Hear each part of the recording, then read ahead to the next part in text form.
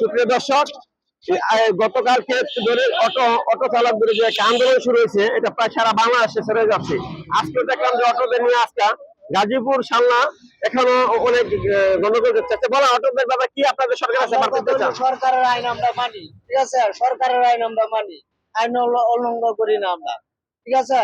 আমরা কথা হলো সরকার যে আইনটা হাইকোর্ট থেকে নিষেধ দিছে, আমরা তো এখন ভিতরের রাস্তায় যা বলে গাড়ি লইয়া চলানোর লাগা, ভিতরের রাস্তায় তো আমরা গাড়ি লইয়া চললে আমরা তো সারাদিনে 200 টাকা বাড়তে পারবো না।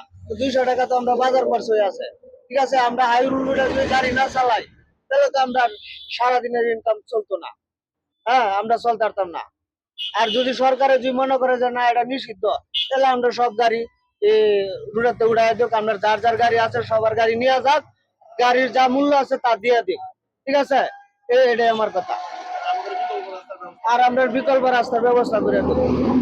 একটাই দাবি, যদি সরকার যদি আমাদের গাড়ি উঠায় দেয়, অটো যদি মানে তোলার যদি অভিযান দিয়ে দেয়, তাহলে আমাদের গাড়ি যেগুলা গাড়ি কিস্তিতে, অনেক গাড়িগুলা কিস্তিতে কিনা পাই।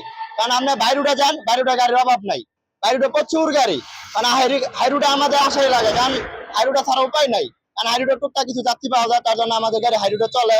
কিন্তু সেক্ষেত্রে হাইরুটা চলে আমরা চালাই, আবার আমাদের পুলিশও ধরে। কিন্তু মানলাম আমাদের সরকার এটা উঠা দেওয়ার চিন্তা নিচ্ছে, তা আমাদের গাড়িগুলো নিয়ে, আমাদের গাড়ি যেগুলো টাকা থাকে এগুলো টাকা দিয়ে দেখ, আমাদের গাড়ি নিয়ে যাক। কারণ আমাদের এগুলো হত্যা কিচ্ছু থাকি না, কারণ আমরা দৈনিক 500 টাকা কিস্তি দিতে হয়, 500 টাকা কিছু হয়তো আমাদের গাড়ি নিয়ে আমাদের কর্মচারী, আমাদের অটো চালানোর দরকার নাই। কারণ সামান্য 10 টাকা ভাড়া লেগে যাত্রীদের মার খাইতে হয়, যাত্রীদের বকা শুনতে হয়। আমাদের যাত্রীদের বকা শোনার দরকার নাই, মার খাওয়ার দরকার নাই।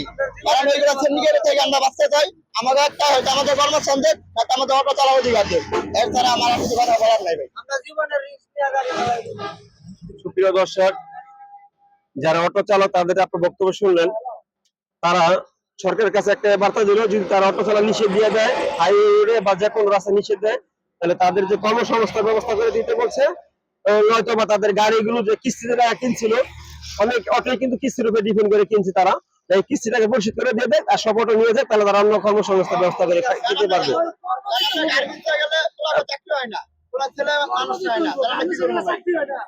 আমরা কি করে রাখবো ভাই? রাস্তাঘাটে দুই তিন জায়গায় গলা গলা মারা এই জায়গায় পাবলিক তো লাগাইতে হয়, কারণ সেটা অটো চালানোর উপায় নেই। এবং তাদের একটাই বার্তা সরকারের কাছে যে অটো যদি তাদের হাইওয়েটা বন্ধ করে দেয়, তাহলে তাদের একেবারে সারাদিনে 2 থেকে 300 টাকা ইনকাম হয়।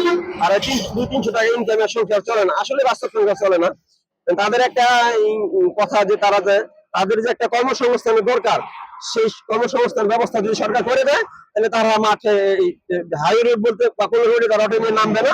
তারা ওই কর্মসংস্থান, সরকার যে কর্মসংস্থান ব্যবস্থা করে দেয় না, তারা সরকারকে সম্মান দিয়ে তারা সেই কর্মসংস্থানে ফিরে যাবে। ঠিক আছে ভাই, আসসালামু আলাইকুম, ভালো থাকেন।